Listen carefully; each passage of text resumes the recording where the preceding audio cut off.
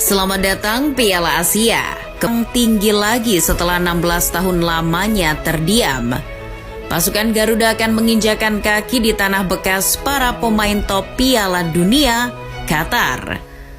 Kini skuad besutan Sinteyong telah dijodohkan dengan para lawannya dalam drawing Piala Asia yang digelar di Doha, Qatar. Kalau bisa memilih lawan, inginnya sih bertemu tim yang secara kekuatan tak begitu kuat. Namun apa boleh buat, pasukan merah putih tak bisa menghindar dari kenyataan. Kita harus sadar diri karena berada di undian pot 4. Lawan kuat pun tak bisa dihindari. Alhasil serdadu merah putih tergabung di grup D bersama Jepang, Irak, dan Vietnam. Well, seberat apa sih calon lawan timnas itu?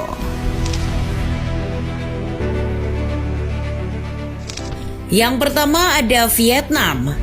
Nah loh, Vietnam lagi. Seperti tak ada bosannya timnas Garuda berjodoh dengan tim Nguyen ini. Inilah sebenarnya lawan yang bisa dikatakan sepadan dengan timnas di grup ini.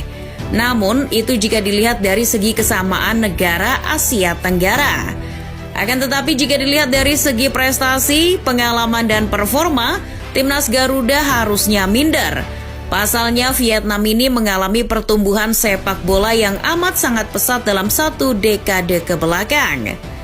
Bayangkan di level Asia Tenggara saja mereka sudah mampu merengkuh gelar Piala AFF 2 kali, yakni pada 2008 dan 2018. Sedangkan timnas Indonesia sudah berapa kali juara Piala AFF. Hal ini menandakan bahwa perkembangan sepak bola di sana akhir-akhir ini membuahkan hasil. Itu baru Piala AFF yang levelnya jauh beda dari Piala Asia. Lantas bagaimana kiprah Vietnam di Piala Asia? Vietnam ternyata lebih berpengalaman dan berprestasi di gelaran akbar se-Asia ini. Buktinya mereka sudah 4 kali berpartisipasi di Piala Asia, yakni di 1956 dan 1960 sebagai Vietnam Selatan, serta tahun 2007 dan 2019 sebagai Vietnam. Yang lebih ngerinya lagi, mereka di 2 ajang terakhir yakni 2007 dan 2019 sempat memukau seluruh Asia dengan lolos hingga babak perempat final. Maka dari itu, mereka sempat diunggulkan berada di pot 2 pada undian Piala Asia 2023 kali ini. Namun karena adanya perubahan aturan dari AFC, mereka harus rela turun ke pot 3 undian. Hal itulah yang kini disesali Federasi Sepak Bola Vietnam. Terlepas dari itu semua, bagaimana peluang timnas Garuda menghadapi mereka? Secara head to head, kedua tim sudah bertemu 14 kali sejak 1993 silam. Timnas Garuda menang 3 kali, Vietnam menang 4 kali, dan 7 laga sisanya berakhir seri. Kemenangan timnas terakhir kali diraih pada 2016 silam di Piala AFF. Artinya, sudah 7 tahun Vietnam susah untuk dikalahkan, termasuk beberapa tahun terakhir kala kita sering frustasi menghadapi Vietnam asuhan pelatih Park Hang-seo. Apalagi nanti Vietnam kabarnya akan dilatih oleh pelatih U23 mereka asal Prancis, Philippe Troussier. Menariknya, ia adalah mantan manajer Olympique Marseille tahun 2004. Fabien Barthez, Vicente Lizarazu, sampai Samir Nasri adalah beberapa mantan anak asuh Troussier ketika di Marseille.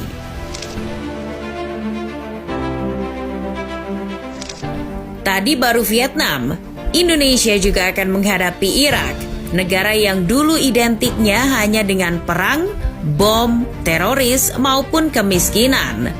Melihat kondisi geopolitik yang tak menentu di Irak, sebenarnya janggal kalau melihat perkembangan sepak bola mereka bisa maju. Namun asumsi itu ternyata salah. Orang-orang Irak yang hidup di sepak bola seperti ingin menunjukkan bahwa di negara berkonflik pun mereka tetap bisa berprestasi. Singa Mesopotamia telah menunjukkan taringnya ketika berlaga di Indonesia pada gelaran Piala Asia 2007. Di bawah saksi Stadion Utama Gelora Bung Karno, timnas Irak keluar menjadi juara. Gelar itu membuka mata dunia akan kebangkitan sepak bola Irak. Sejak itulah pembinaan pemain usia muda serius dilakukan oleh Federasi Sepak Bola Irak. Mereka sadar lewat sepak bola negaranya dapat dibanggakan dunia. Terbukti setelah merasakan gelar juara di Jakarta itu, mereka tak pernah absen di gelaran Piala Asia. Bahkan sang singa selalu lolos dari fase grup. Lalu bagaimana head-to-headnya dengan timnas Garuda? Irak telah berjumpa 6 kali, di mana negara teluk tersebut mampu menang 5 kali dan 1 laga sisanya seri.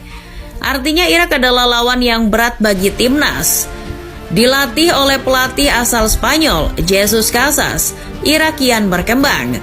Tim itu bahkan sudah menjuarai Arabian Gulf Cup di awal tahun 2023. Yang membuat Irak kelihatan sangat ngeri adalah ternyata Casas adalah mantan match analyst Barcelona dari tahun 2014 hingga 2017.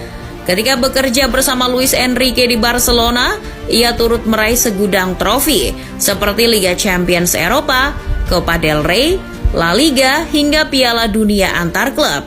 Ia juga pernah menjadi asisten sang entrenador di timnas Spanyol pada 2018 silam dan membawa Spanyol ke semifinal Euro 2020.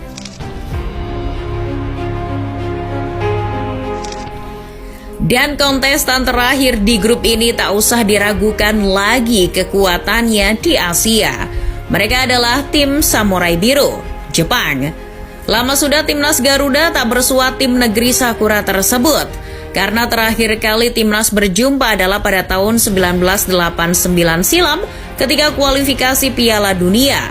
Dan saat itu timnas dicukur 5-0. Kalau masalah head-to-head, Jepang unggul segalanya atas timnas Garuda.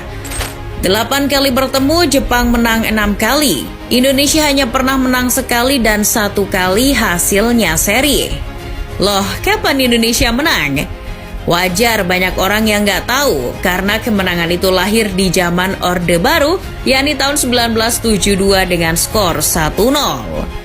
Namun bukan hanya sekedar head-to-head saja, lihat juga perkembangan kekuatan sepak bola Jepang. Mereka tak hanya moncer di Asia, namun juga dunia.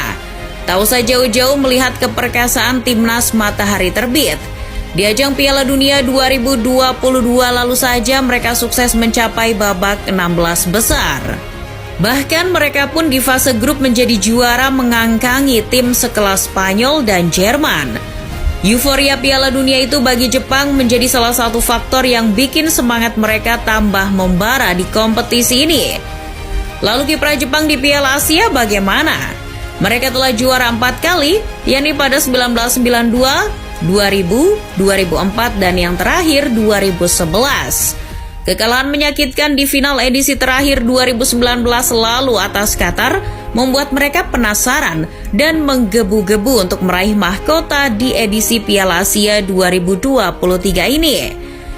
Meski dilatih pelatih lokal Hajime Moriyasu, Jepang tetaplah Jepang dengan segala kumpulan pemain terbaik yang solid secara tim.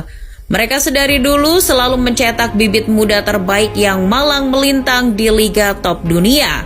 Seperti misalnya Koharu Mitoma, Takehiro Tomiyasu, Takefusa Kubo, sampai Takumi Minamino dan Ritsu Doan. Bagaimanapun Jepang adalah unggulan juara di Piala Asia kali ini. Dan hati-hati saja bagi kontestan di grup ini. Jepang siap menerkam semua lawannya demi meraih mahkota yang sudah 12 tahun hilang dari pangkuan.